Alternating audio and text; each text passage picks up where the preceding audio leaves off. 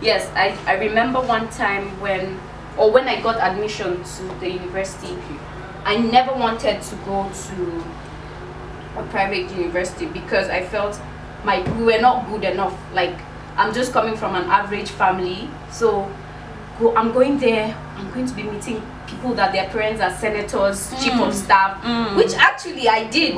So I thought I was going to be among the poor set of students, so why even go there? So I was frustrated. There was a form I was meant to submit, I didn't submit, and I thought all my friends are going to UG or Kefi, so we're going to bubble there. You know, and my dad just comes and he's like, you're going to write Bingham exam. I said, me. I didn't like the fact that, so my fear was not because I was even going to a school, but I was scared of the rich kids. I would look like a beggar before them. So how would they treat me? How do I need to fit in? If my dad comes to see me in his Benz, hey, how will I do? Because then he was driving a 190. He would come and pick, and he loved taking me to school, picking me up. So it was a battle within self, because at that point there were students who they bring them with convoy and the soldiers, and you know. But when I got there, after a while, I just discovered that I was at a point in a better place where most people were. Yeah. You know, like, not in terms of money. I now realize that money didn't have anything to do with my self-esteem, and I was, you know, no, there was no difference. I was with the rich kids, you know. Nobody knew if my father was sending me 10,000 or 20,000, and those that were sending them 100,000, fine, you know. And you know what? That frustration pushed me to be better, because most of my schoolmates, they had their life figured out. My best friend, she knew after school, you know, she's going to go to the UK. Her life was practically women in school, and her father said, "I'll go and read medicine because he could leave the country." He was an NNPC manager, so I'm like, you know, so I had to push myself. So from here, where do I go to? Because I don't know anybody. Nobody's going to look for a job for me. So I started hustling.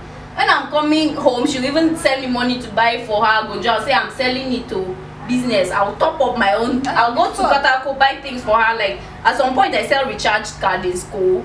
At some point, I sold clothes. You know, even my sisters, they'll say, I like this. I'll tell them it's for sale. I'll add 500. You know, so it just, it built me in a way, because I knew when I'm going to school, I want to buy new things. So, you know, how do I, you know, sometimes our stories should, you know, influence, should not like limit us. Yeah, should not limit where we're coming from. Shouldn't limit us, but we should look at where we're going to. Because if I had dwelt on that, I probably would have gone to school, not even made any friend, because your father is this and my father is just shrink. Look, I mean, I'm sitting here with my landlord and she's my friend. Hey, so she killed us. And I think another thing.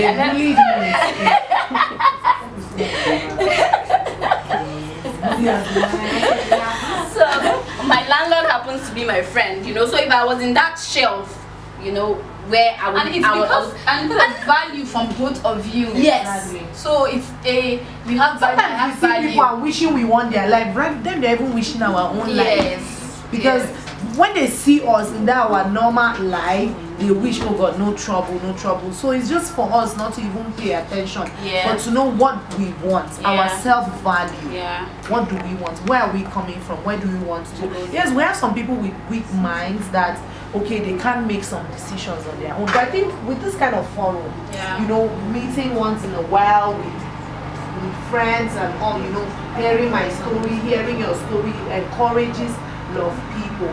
So I think with this kind of forum, it will change the whole mindset of young girls around and all that. So you guys have started. Okay, another thing is, I think where I even started my struggle was with my height. Like when I was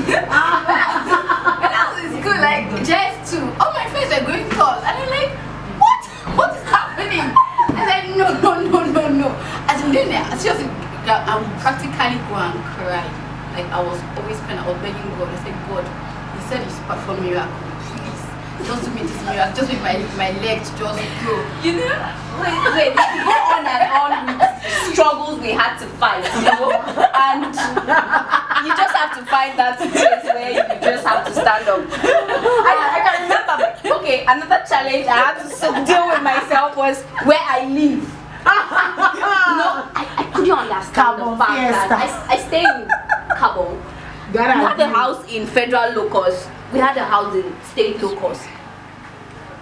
I'm like, okay, my dad wanted us to move to Cabo. I'm like, what are we going to do there? What are we going to do there? Except anybody that stays in Jos knows it's a village. So sometimes if they ask you where do you live, it's like a battle because people just the perception, the kind of people that live there and all that. Yes. And it just discourages. Sometimes when I'm like, I live at Kabong, they're like, you live there because they've never been there, but what they've heard, like so it was something I had to deal with it. Sometimes you want to come and see me, I will even say I'm not at home. But at some point, I'm like, damn it, if if you want to see me, and the truth of the matter, sometimes before the road was even constructed, my friend was like, girls, this your area is true love zone. Like, I love you, that's why I'm coming here.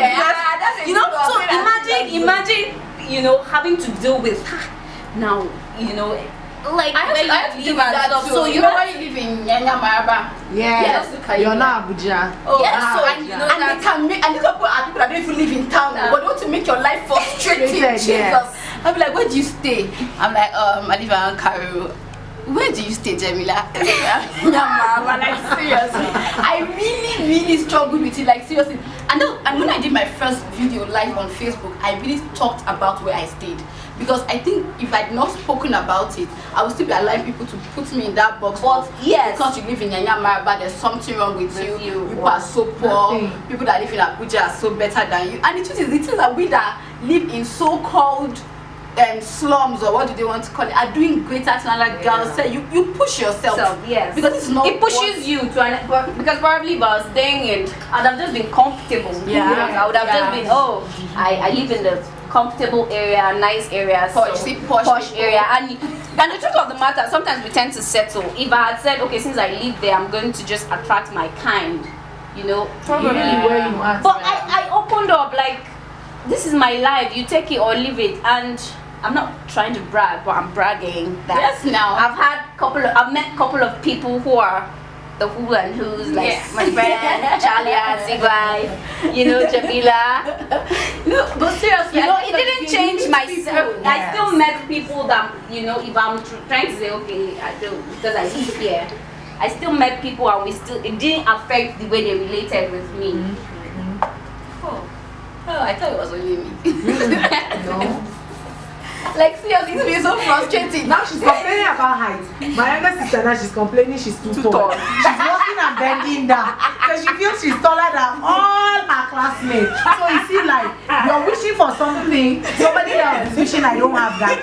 So you see, so it's for somebody to just accept who you are, what you have become, and see how you become better than that. So it was really great. This is really nice. Thank you so much. Ashad is already been like this, okay? But she feels she's taller than everybody.